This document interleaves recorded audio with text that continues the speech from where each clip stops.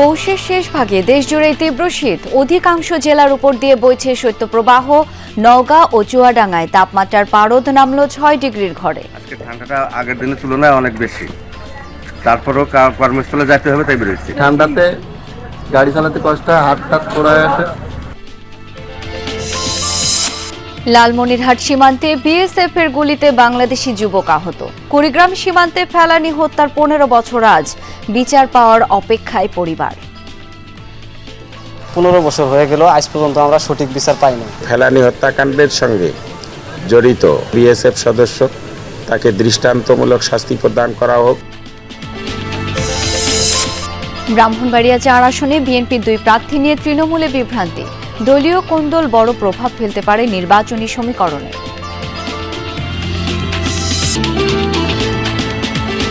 আমন্ত্রণ সংবাদ সারা দেশে, আপনাদের সাথে আছি আমি শাওন দত্ত। এতক্ষণ শিরোনামগুলো দেখছিলেন, এবার বিস্তারিত। সারা দেশে তীব্র হচ্ছে শীত, কুয়াশা আর হিম বাতাসে স্থবির জনজীবন। আজ সর্বনিম্ন তাপমাত্রা রেকর্ড করা হয়েছে নওগাঁয় 6.7 ডিগ্রি সেলসিয়াস, যা এই মৌসুমের সর্বনিম্ন। বিভিন্ন অঞ্চলে ক্রমেই কমছে তাপমাত্রা। দেশের বেশিরভাগ জেলায় বয়ে যাচ্ছে মৃদু থেকে মাঝারি শৈত্যপ্রবাহ। আবহাওয়া অধিদপ্তর জানিয়েছে, আগামী কয়েকদিন শৈত্যপ্রবাহ অব্যাহত থাকার সম্ভাবনা রয়েছে। সারা দেশে রাত ও দিনের তাপমাত্রা অপরিবর্তিত থাকতে পারে। বেলা বৃদ্ধির সাথে সাথে কোথাও কোথাও সূর্য উঁকি দিলেও উত্তাপ মিলছে না। ভোগান্তি বেড়েছে ছিন্নমূল ও খেটে খাওয়া মানুষের, কমেছে আয় রোজগার। দরিদ্র মানুষের মাঝে শীতবস্ত্র বিতরণ হলেও তা প্রয়োজনের তুলনায় অপ্রতুল। শীতের সাথে পাল্লা দিয়ে বাড়ছে ঠান্ডাজনিত রোগ ব্যাধিও। প্রতিদিনই নতুন নতুন রোগী ভর্তি হচ্ছে হাসপাতালগুলোতে। আজকে ঠান্ডাটা আগের দিনের তুলনায় অনেক বেশি, তারপরেও কর্মস্থলে যেতে হবে তাই বেরোচ্ছি। ঠান্ডাতে গাড়ি চালাতে কষ্ট হয়, হাত টাত পোড়ায় আসে, যাত্রী কম। অনেক ঠান্ডা আজকে। দর্শক, শীতের আরো খবরাখবর জেনে নেব। বরিশাল থেকে এই মুহূর্তে যুক্ত হচ্ছেন সহকর্মী কাউসার হোসেন। কাউসার, বরিশালের উপর দিয়েও তো শৈত্যপ্রবাহ বইছে, সার্বিক কি অবস্থা জানাবেন আমাদের? শাওন, গেল কয়েকদিনের তুলনায় আজ বরিশালের শীতের অনুভূতি অনেকটাই বেশি, কারণ বর্তমান মৌসুমের যে সবচেয়ে বেশি যে তাপমাত্রা আজ রেকর্ড করা হয়েছে 9.0, এটি এই মৌসুমের সবচেয়ে বেশি কম তাপমাত্রা। এবং আবহাওয়া অফিস যেমনটা জানিয়েছে, ধীরে ধীরে এই তাপমাত্রা আরও কমতে পারে। এবং এই তাপমাত্রা কমার কারণে যারা সাধারণ মানুষ রয়েছে তারা কিন্তু ভোগান্তিতে পড়েছে, কারণ সকাল 10টার আগে সূর্যের দেখা মেলেনি। 10টার পরে বরিশালে সূর্যের দেখা মিলেছে, তবে সূর্যের যে তাপ সেটি কম রয়েছে, অর্থাৎ শীত বেশি অনুভূতি হচ্ছে। এবং এই শীতের তীব্রতার কারণে যারা সকালে কর্মজীবী যারা মানুষগুলো রয়েছে তারা ভোগান্তিতে পড়ছেন। পাশাপাশি স্কুলগামী যে কোমলমতি শিশুরা রয়েছে, কারণ সকাল 8টার মধ্যেই স্কুল শুরু হয়ে যায়, সেক্ষেত্রে আসলে তারাও অনেকটা ভোগান্তিতে আছেন। তবে এই আবহাওয়া অফিস আসলে এখন পর্যন্ত তেমন কোনো সুসংবাদ দিতে পারেননি। তারা জানিয়েছেন যে যত দিন যাবে, অর্থাৎ আগামী 1 সপ্তাহের মধ্যে তাপমাত্রা আরও কমতে পারে।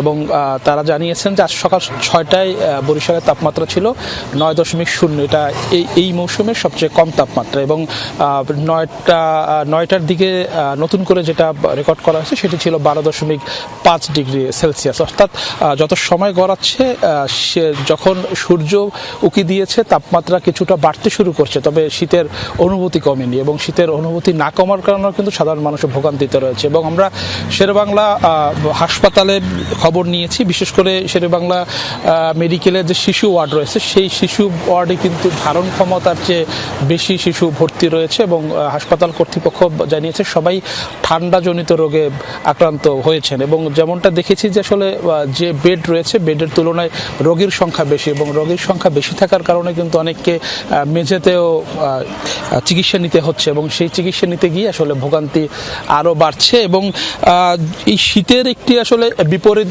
দিকও রয়েছে, কারণ এই শীতকে কেন্দ্র করে কিছু মৌসুমী ব্যবসায়ী রয়েছে যারা সন্ধ্যার পরে পিঠাপুলি বিক্রি করে, তাদের জন্য কিন্তু এই শীত আবার আশীর্বাদ নিয়ে আসছে। শাওন। কাউসার, ধন্যবাদ আপনাকে। 1 সপ্তাহ ধরে গোপালগঞ্জে মৃদু ও মাঝারি ধরনের শৈত্যপ্রবাহ বইছে। জেলায় আজ সর্বনিম্ন তাপমাত্রা 7 ডিগ্রি সেলসিয়াস রেকর্ড হয়েছে। তীব্র শীতে ব্যাহত হচ্ছে বোরো আবাদ। এতে জমিতে ধানের চারা রোপণ পিছিয়ে পড়ার আশঙ্কায় আছেন চাষিরা। তবে কৃষি বিভাগের আশা, দ্রুতই কেটে যাবে প্রতিকূল আবহাওয়া, তখন আর সমস্যা থাকবে না বোরো আবাদে। দেশ জুড়ে তীব্র শীতের দাপটে বিপর্যস্ত জনজীবন। সবচেয়ে ভোগান্তিতে খেটে খাওয়া মানুষ। কনকনে ঠান্ডা আবহাওয়ার বিরূপ প্রভাব পড়েছে কৃষিতে, সেই সাথে বাড়ছে ঠান্ডাজনিত নানা রোগও। পৌষের শেষ সময়ে যখন বোরো রোপণে ব্যস্ত সময় কাটে কৃষকের, সেখানে এখন দিনের বেশিরভাগ সময় কুয়াশা থাকায় ব্যাহত হচ্ছে আবাদ। শুধু তাই নয়, টানা কয়েকদিন ধরে সূর্যের দেখা না মেলায় নষ্ট হচ্ছে বোরো ধানের বীজতলা।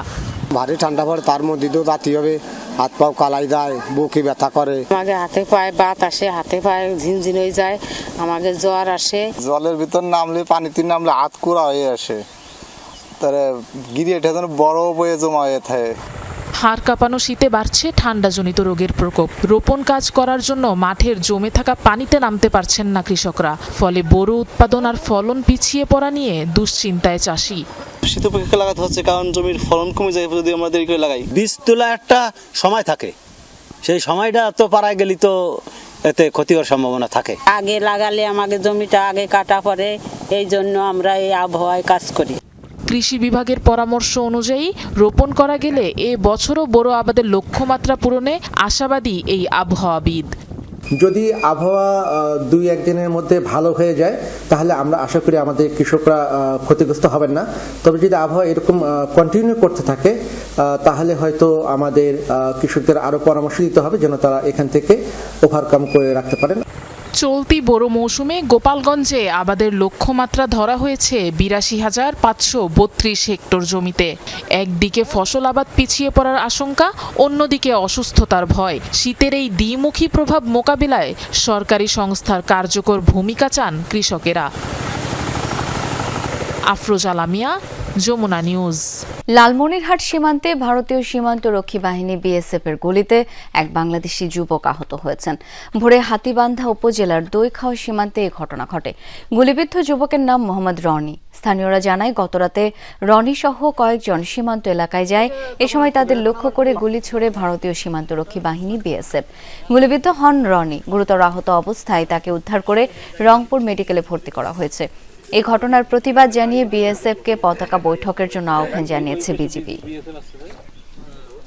আজ ৭ জানুয়ারি, ফেলানী হত্যার ১৫ বছর। ২০১১ সালের এই দিনেই কুড়িগ্রাম সীমান্তে কিশোরী ফেলানীকে লক্ষ্য করে গুলি ছোড়ে বিএসএফ জওয়ান। প্রায় ৪.৫ ঘন্টা কাঁটাতারে আটকে ছটফট করে মৃত্যুর কোলে ঢলে পড়ে ফেলানী। নির্মম সেই হত্যাকাণ্ডে কেঁপে উঠেছিল বিশ্ববিবেক। তবু আজও সন্তান হত্যার বিচার পায়নি হতভাগা বাবা মা। ওপারে বাংলা এপারে বাংলা, মাঝখানে কাঁটাতা, গলি খেয়ে ঝোলে থাকলে ফেলানি, বলো তো ১০ টাকা। কাঁটাতারে ঝুলছে ফেলানির নিথর দেহ, যে দৃশ্য নাড়িয়ে দিয়েছিল গোটা পৃথিবীকে। চারিদিকে উঠে নিন্দার ঝড়। ঠিক ১৫ বছর আগে ২০১১ সালের ৭ জানুয়ারি ভোরে কুড়িগ্রামের অনন্তপুর সীমান্তে কিশোরী ফেলানীকে লক্ষ্য করে গুলি ছোড়ে ভারতীয় সীমান্ত রক্ষী বাহিনী বিএসএফ জওয়ান অমেয় ঘোষ। প্রায় ৪.৫ ঘন্টা কাঁটাতারে আটকে ছটফট করে ফেলানী। এক পর্যায়ে মৃত্যুর কোলে ঢলে পড়ে সে।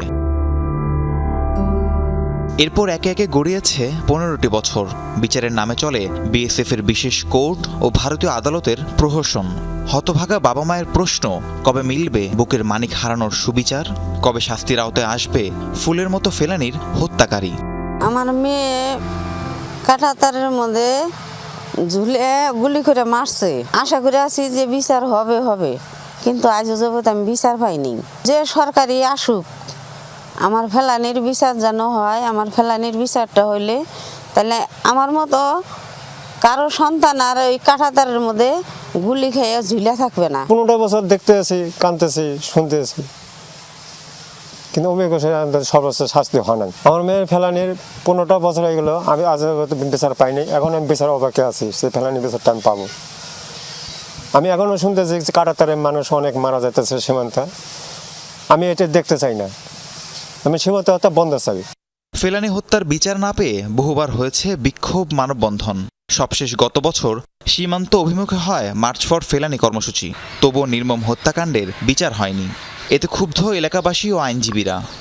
15 বছর থেকে এই বিচারটা ইন্ডিয়াতেও ঝুলতেছে, কিন্তু এটার কোনো সমাধান হয় না। 15 বছর হয়ে গেল, আজ পর্যন্ত আমরা সঠিক বিচার পাই নাই। আমরা গ্রামবাসী হিসেবে আমাদের দাবি যাতে আমরা সঠিক বিচার পাই। ভারত সরকার দ্রুত এই আপিলটি নিষ্পত্তি করে এই ফেলানি হত্যাকাণ্ডের সঙ্গে জড়িত এবং দায়ী যে সদস্য, বিএসএফ সদস্য, তাকে দৃষ্টান্তমূলক শাস্তি প্রদান করা হোক। পট পরিবর্তনের পর নতজানু পররাষ্ট্রনীতি বদলের উদাহরণস্বরূপ রাজধানীর গুলশান 2 থেকে প্রগতি সরণি পর্যন্ত সড়কের নতুন নাম ফেলানি এভিনিউ করা হয়। 1 কিলোমিটার দীর্ঘ এই গুরুত্বপূর্ণ সড়ক ঘেঁষে ভারতীয় দূতাবাস সহ অন্তত 7টি দূতাবাস রয়েছে। রাহিম সারোয়ার, যমুনা নিউজ। 11 জানুয়ারি থেকে 4 দিনের সফরে উত্তরাঞ্চলের 9 জেলায় সফর করবেন বিএনপির ভারপ্রাপ্ত চেয়ারম্যান তারেক রহমান। সকালে বিএনপির পক্ষ থেকে সরকারের কাছে নিরাপত্তা চেয়ে চিঠিও দেওয়া হয়েছে। এই সফরে থাকছে না কোনো রাজনৈতিক কর্মসূচি। তারেক রহমান এই সফরে বিশিষ্ট ব্যক্তি, নিহত জুলাই যোদ্ধা এবং গণতান্ত্রিক আন্দোলনের শহীদদের কবর জিয়ারত করবেন। ওই চিঠিতে আরও জানানো হয়, সফরটি মূলত ধর্মীয় ও সামাজিক অনুষ্ঠানের অংশ হিসেবে আয়োজন করা হয়েছে। এক্ষেত্রে বাংলাদেশ নির্বাচন কমিশন কর্তৃক জারিকৃত আচরণ বিধি কোনো ক্রমে লঙ্ঘন করা হবে না। ব্রাহ্মণবাড়িয়া 4 সংসদীয় আসনে বিএনপির 2 প্রার্থীর মনোনয়নপত্র বৈধ ঘোষণায় তৈরি হয়েছে বিভ্রান্তি। যাচাই বাছাই শেষে রিটার্নিং কর্মকর্তা সাবেক সংসদ সদস্য মুশফিকুর রহমান ও জেলা বিএনপির সদস্য কবির আহমেদ ভূঁইয়ার মনোনয়নপত্র বৈধ ঘোষণা করেন। এর আগে দুজনকেই আলাদাভাবে দলীয় মনোনয়নের চিঠি দেওয়া হয়। ফলে তৃণমূল বিএনপির নেতাকর্মীরা বিভক্ত হয়ে পড়েছেন। দলীয়ভাবে চূড়ান্ত সিদ্ধান্ত না আসা পর্যন্ত এই আসনে অনিশ্চয়তা কাটছে না। একটি আসন, একটি প্রতীক, তবে প্রার্থী 2 জন। ত্রয়োদশ জাতীয় সংসদ নির্বাচনকে সামনে রেখে সীমান্ত ঘেঁষা ব্রাহ্মণবাড়িয়া 4 আসনে বিএনপির দলীয় মনোনয়ন ঘিরে তৈরি হয়েছে চরম বিভ্রান্তি ও অস্থিরতা। 3 নভেম্বর বিএনপি মহাসচিব মির্জা ফখরুল ইসলাম আলমগীর আনুষ্ঠানিকভাবে মুশফিকুর রহমানকে এই আসনে প্রার্থী হিসেবে ঘোষণার পর থেকেই শুরু হয় উত্তেজনা। মনোনয়ন পরিবর্তনের দাবিতে মাঠে নামেন কবির আহমেদ ভূঁইয়ার অনুসারীরা। দীর্ঘ আন্দোলনের পর 27 ডিসেম্বর বিএনপি চেয়ারপারসনের কার্যালয় থেকে সংযুক্তি 2 লেখা আরেকটি মনোনয়ন চিঠি সংগ্রহ করেন কবির আহমেদ ভূঁইয়া। এতে একই আসনে 2 জনের মনোনয়ন চিঠি ঘিরে বিভক্ত হয়ে পড়ে তৃণমূল বিএনপি। কসবা আখাউড়া থেকে আপনার বিএনপি থেকে 2 জন প্রার্থীকে নমিনেশন দিয়েছে। আসলে দল যে নমিনেশন দিয়েছে, আমরা সাধারণ মানুষ একটা বিভ্রান্তির ভিতরে আছি। এখানে 2 জনকে বৈধ দেওয়া হয়েছে। যারা বিএনপি করে তারা তো দ্বিধাদ্বন্দ্বে আছে। মনোনয়নপত্র যাচাই বাছাই শেষে শনিবার সাবেক সংসদ সদস্য মুশফিকুর রহমান এবং জেলা বিএনপির সদস্য কবির আহমেদ ভূঁইয়া 2 নেতারই মনোনয়নপত্র বৈধ ঘোষণা করেন রিটার্নিং কর্মকর্তা। তবে দল থেকে এখনও সুনির্দিষ্ট নির্দেশনা না পাওয়ায় কে পাচ্ছেন ধানের শীষ, এই প্রশ্নে বিভ্রান্ত মাঠ পর্যায়ের কর্মীরা। দুজনকে বৈধ ঘোষণা করছে, কবির সাহেব এবং মুশফিকুর রহমান ছাড়ো, বুঝছেন। আমরা অবশ্যই আমরা কোন দিকে যাব এটাই আমরা অনেক বড় ইয়াতে আছি। আমি চাই যে দল জনগণের মনোনয়ন দিচ্ছে, তারপর একজনের চূড়ান্ত করো। এ ঘটনায় মুশফিকুর রহমান বলেন, দল থেকে তাকে মূল্যায়ন করে মনোনয়ন দিয়েছে। কসবা আখাউড়ার মানুষের উন্নয়নে কাজ করে যাওয়ার অঙ্গীকার ব্যক্ত করেন এই নেতা। আমারটা যদি ক্যান্সেল হতো তাহলে তো আমি আসতাম না। 8 দফার ভিত্তিতে আমাদের মহিলাদের কর্মসংস্থান করা যায়, কীভাবে আমাদের বেকার সমস্যা দূর করা যায়, সেই সম্পর্কে আমার মনে হয় আমার এলাকা অর্থাৎ কসবা আখাউড়ার জনগণ অবহিত। কবির আহমেদ ভূঁইয়া মনোনয়ন পাওয়ার বিষয়টি স্বীকার করে বলেন, বিগত 17 বছর নেতাকর্মীদের দুর্দিনে পাশে থাকায় দল তাকে মূল্যায়ন করেছে। তাকে মনোনয়ন দেওয়ার জন্য দলের ভারপ্রাপ্ত চেয়ারম্যান তারেক রহমানের প্রতি কৃতজ্ঞতা প্রকাশ করেন তিনি। জাতীয়তাবাদী দলের ভারপ্রাপ্ত চেয়ারম্যান জননেতা তারেক রহমানকে আমি কৃতজ্ঞতা জানাই যে তিনি আমাকে এমন একটা জিনিস উপহার দিয়েছেন। আমি মানুষকে এই মনোনয়ন পাওয়ার কারণেই কিন্তু আজকে আমি হয়তোবা আগামী দিনে মানুষের সেবা করার জন্য বৃহৎ পরিসরে সুযোগ পাবো ইনশাআল্লাহ। বিএনপির শক্ত ঘাঁটি হিসেবে পরিচিত এই আসনে মোট ভোটার 4,43,899 জন। গুরুত্বপূর্ণ এই আসনে দলীয় কোন্দল নির্বাচনী সমীকরণে বড় প্রভাব ফেলতে পারে বলে মনে করছেন স্থানীয়রা। জারিন অর্নি, যমুনা নিউজ। কোরবানি হইলে পারে সবাই মাংস খায়, আমি বাড়িতে একাই শুয়ে থাকি, একাই বসে থাকি, আমার কপালে জোটে না। জীবনযুদ্ধে হার না মানা এক দৃষ্টান্ত, অন্ধকার থেকে আলোর পথযাত্রী হওয়ার এক গল্প। সব বঞ্চনা অবহেলা উপেক্ষা করে সফলতার হাতছানি দেয়া এক নাম মেহেরুন। যমুনা নদী ঘেঁষা মাকিমপুর চর, প্রকৃতির সাথে লড়াই করে বাঁচে চরের বাসিন্দারা। তার এক প্রান্তে বাড়ি মেহেরুনের। তৃতীয় লিঙ্গের পরিচয়ের কারণে একসময় ছিটকে পড়েছিলেন পরিবার ও সমাজ থেকে, তবে সেই অনিশ্চিত ভবিষ্যতের বেড়াজাল থেকে ফিরে এসেছেন স্বমহিমায়। পরিশ্রম করে যে টাকা কামু এটাই হলো ভালো। পরে যে এখন এসে সেটা আমি এখন মাটি কাটার কাজও করছি, তারপরে যে এখন শাকসবজি আবাদ করতেছি, মানুষের জমি বর্গা নিয়ে আবাদ করতেছি, অনেকটুক ভালো আর কি। মানুষ এখন আমার পাশে দাঁড়াইতেছে, এলাকার লোকজন আমাকে সম্মান করতেছে। ভিক্ষার জীবনে আটকে থাকতে চাননি মেহেরুন। নিজের পরিশ্রমে বাঁচার ইচ্ছা তাকে নতুন পথে হাঁটতে শিখিয়েছে। আজ সে চাষ করেন অন্যের জমিতে, মাটির ছোঁয়ায় খুঁজে পেয়েছেন আত্মসম্মান। গরু ছাগল ভেড়া পালন করে আয়ের পথ তৈরি করেছেন নিজেই। মাথা গোজার ঠাঁই হয়েছে। দায়িত্ব নিয়েছেন এক অসহায় কন্যা সন্তানের। স্বপ্ন মেয়েকে পড়াশোনা শিখিয়ে ডাক্তার বানাবেন। আমি চাই আমার মেয়েটাকে আমি লেখাপড়া করে একটা ডাক্তারি লাইনে পড়ামু, মেয়েটা জানি আমার জীবনযাপন জানি ভালো করতে পারে। আমার আগে পড়ার টেবিল ছিল না, কিন্তু একজন আমাকে পড়ার টেবিল দিয়েছে, কিন্তু তাকে অনেক ধন্যবাদ। পড়াশোনা করে আমি একটা বড় ডাক্তার হতে চাই। মেহেরুনের গল্প মনে করিয়ে দেয় একটু মানবিকতা, সহায়তা আর সম্মিলিত চেষ্টায় সমাজের পিছিয়ে থাকা জনগোষ্ঠীও বাঁচার স্বপ্ন দেখতে শেখে। গ্রাম এবং পারিবারিকভাবে তাকে বাড়ি থেকে বের করে দেয়, তার ঠাঁই হয় হিজড়া পল্লীতে। তখন মানুষের বাড়িতে বাড়িতে গিয়ে টাকা তোলা, দোকানে টাকা তোলা এবং বাচ্চা নাচানো সব বিভিন্ন কাজে যখন জড়িয়ে পড়ে, তখন তার কিন্তু আসলে মন থেকে চাইতো না যে আমার এই জীবনে থাকে। সে স্বাভাবিক জীবনে ফেরার চেষ্টা করে এবং পাশাপাশি একটা বাচ্চা দত্তক নেয় যার নাম মেরিনা। মেহেরুন আপা আমাদের সমাজে একটা আইডল, কারণ তার দেখা থেকে অনেকে হয়তো স্বাভাবিক জীবনে আসবে। একটু সহানুভূতি, সুযোগ আর সাহস দিলে মেহেরুনের মতো মানুষরাই সমাজ বদলে দিতে পারে। চরের ভিতরে সে একটা সাধারণ বাড়ি ঘর করে নিয়ে সে তার নিজের পায়ে দাঁড়ানোর জন্য চিন্তা ভাবনা করছে। জমি জমা পগড়া এনে সে আবাদ বসত করে খায় এবং তা করে কিছু দেয়। মেনাপা নিজেই উদ্যোগ নিছে যে এইরকম টাকা উঠে যে বাচ্চাদের কান্নাকাটি করা, তার মনে হার্ট লেগছে যে এটা তো সম্ভব না। তাকে দেখে আর যারা তৃতীয় লিঙ্গের মানুষ আছে এই প্রতিবেদনটা যারা দেখবে তারা, আমি আশা করি তারা অনুপ্রাণিত হবে স্বাভাবিক জীবনে ফেরার জন্য। প্রশাসন বলছে সম্মিলিত উদ্যোগে মেহেরুনের মতো আরও অনেকের জীবন বদলানো সম্ভব। মেহেরুনের যে ফিরে আসার যুদ্ধটা, এই যুদ্ধ দেখে যেন আরও এরকম অনেকেই তৃতীয় লিঙ্গে যারা আছেন তারা যেন এরকম সামাজিকভাবে নিজেরা আত্মনির্ভরশীল হন এবং প্রতিষ্ঠিত হন, সে বিষয়ে আসলে আমাদের সব পর্যায় থেকে সকল মানুষকেই কাজ করতে হবে। মেহেরুন করুণা চান না, চান সম্মান, সুযোগ আর স্বীকৃতি। গেল বছর যমুনা টেলিভিশনে মেহেরুনকে নিয়ে সংবাদ প্রচারের পর স্বাভাবিক জীবনে ফিরে আসতে তার পাশে দাঁড়ায় প্রশাসন সহ সমাজের কিছু মানবিক মানুষ। সাবরিনা লিজা, যমুনা নিউজ। আর এই ছিল সংবাদ সারা দেশের এখনকার আয়োজনে। ধন্যবাদ এতক্ষণ যারা সাথে ছিলেন।